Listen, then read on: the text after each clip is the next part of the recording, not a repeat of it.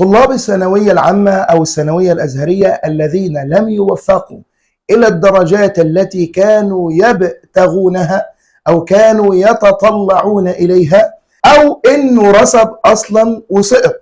السلام عليكم ورحمة الله وبركاته. رسالة لكل طالب لم يصل إلى مبتغاه. اعلم أولا أن النجاح الحقيقي في رضا الله. اعلم أن النجاح الحقيقي في الآخرة. قال الله: فمن زحزح عن النار وأدخل الجنة فقد فاز وما الحياة الدنيا إلا متاع الغرور.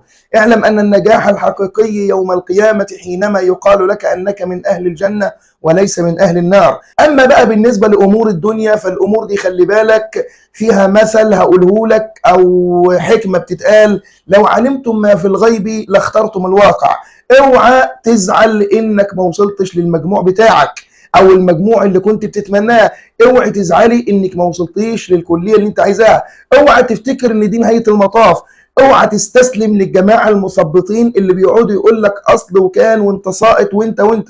النجاح الحقيقي في الدنيا كمان بقى لسه شويه، لسه بعد كام سنه هيبان. في واحد دخل طب وسقط وما كملش، واحد دخل هندسه وما نفعش، واحد دخل صيدله وكانت سبب فساده مثلا.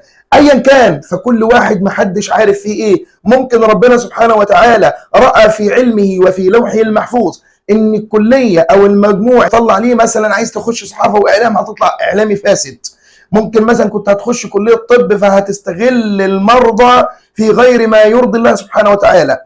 فلذلك مجالك اللي ربنا مختاره لك لا انت تعرفه ولا نعرفه، لسه ما نعرفوش. ممكن هتكون من اشهر التجار، ممكن تكون سبحان الله يعني ربنا جعل ليك مثلا ان انت هتفتح شركه، وان زمايلك اللي كانوا معاك في الكليه وانت زعلت ان هم، او في الثانويه وانت زعلت ان هم وصلوا الى مجموع عالي وانت مجموع قليل، يجوا في يوم من الايام يشتغلوا عندك في الشركه بتاعتك. محدش عارف. كن مطمئنا وارضى بما قسمه الله سبحانه وتعالى، واعلم ان كل شيء عند الله بقدر. إنا كل شيء خلقناه بقدر. الرضا بقسمة الله سبحانه وتعالى. قال النبي صلى الله عليه وسلم: من رضي فله الرضا ومن سخط فعليه السخط.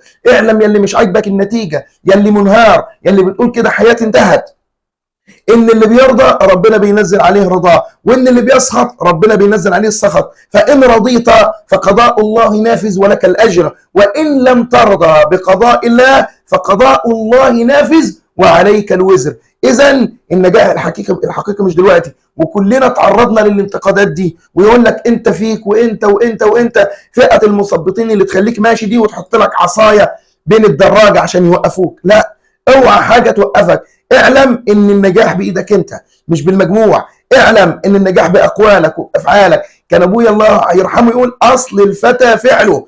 يقول لك يا ابني اللي عاوز يطلع الجبل ينحت في الصخر. فلذلك كن مؤمنا وراضيا بقضاء الله سبحانه وتعالى، وكن عندك عزيمه وعقيده. ونصيحه لكل طالب: جاب كام ماده ما تاجلش للسنه الجايه. السنه الجايه لما هتاجلها برضو مش هتوصل للي في دماغك. واوعى تفتكر انك هتوصل للدرجات العاليه، لا، روح امتحن المواد دي وانجح وخش الكليه اللي انت ان شاء الله توفق ليها واجتهد فيها. وزي ما قال، هقول لك مثل كده غريب، قال لك: خش كليه زبالين، كليه زباله، واطلع دكتور الزبالين. في ايه دخل كليه طب وطلع في المؤخره، وواحد تاني دخل كليه ليست من كليات القمه. وان كنت انا بعد الكليات كلها قمه، انا بشوف نفسي والله مش عشان كده يعني او بشكر في نفسي ان كليه اصول الدين دي جت اعظم حاجه في حياتي. يكفي ان انا ربنا سبحانه وتعالى كرمني وخلاني في مجال الدعوه وفي مجال تحفيظ القران، وما لم اختاره لنفسه واختاره الله لي كان اعظم مما كنت اتخيل. ارضى بما قسمه الله لك